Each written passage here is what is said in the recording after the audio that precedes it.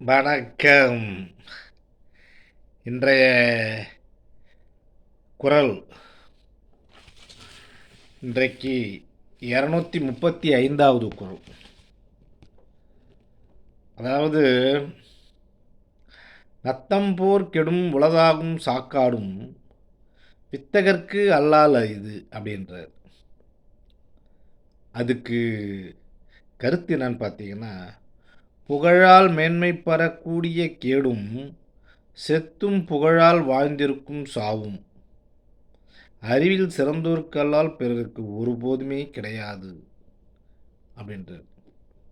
அதாவது, கேடு சாவு ரெண்டுமே நமக்கு கஷ்டத்தை கொடுக்கறது தான்.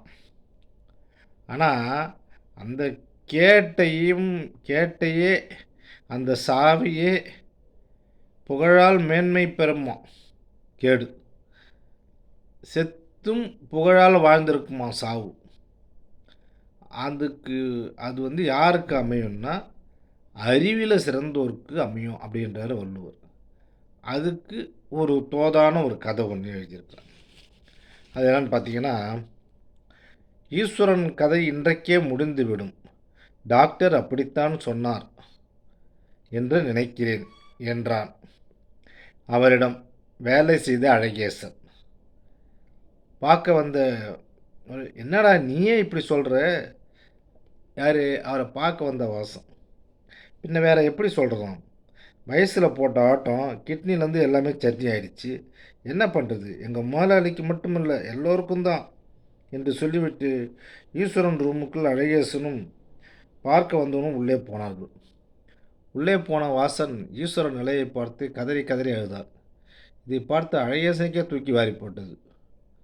நாம் இதுவரை ஈஸ்வரன் ஒரு பக்கத்தை மட்டுமே பார்த்துள்ளோம் போல, பல பேர் அவரை பார்த்துட்டு அழுதுட்டு போகிறாங்கன்னா, அப்போ ஈஸ்வரனுக்கும் இன்னொரு பக்கம் இருக்குது என்று மனதை நினைத்தவர் வெளியே சென்றான். அழகேசன் அங்கே வள்ளுவர் நின்றிருந்தார். ஈஸ்வரன் கெட்டவன்தான், ஆனால் திருந்தி விட்டான். அவன் கெட்டவனாக இருந்தபோது நீ அவனை பார்த்த, ஆனால் அவன் திருந்தியதை பல பேர் பார்த்துள்ளார்கள். அதனால் இன்றைக்கு ஊரே அவனுக்காக அழுகிறது. இதுதான் இந்த குறளின் கருத்து. அதாவது, இந்த குறளில் மட்டும் கிடையாது, பொதுவாக நாம் நாம் எப்படி கெட்டது செஞ்சாலும் ஒரு கட்டத்துக்கு மேலே எல்லாத்தையும் விட்டுருணும். ஏன்னா வயசாகுது, இருக்க வயசாகுது, எல்லாருக்குமே வயசாகும். அந்த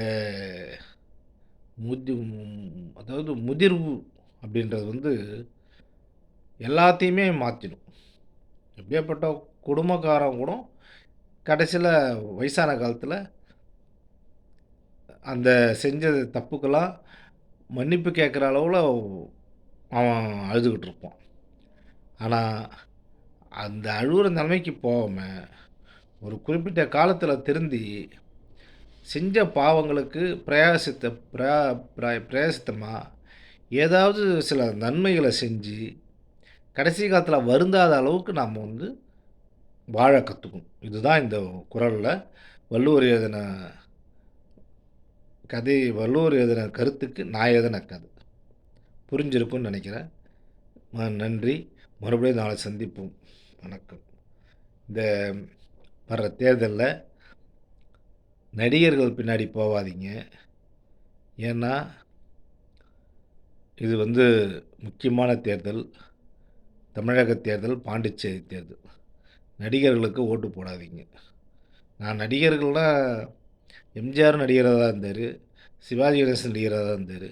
அந்த காலகட்டம்லாம் வேறு.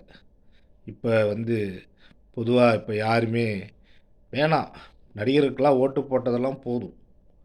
இனி உண்மையான அரசியல்வாதிகளுக்கு, மக்களுக்கு நல்லது செய்கிறவங்களுக்கு ஓட்டு போடுங்க. நன்றி, வணக்கம்.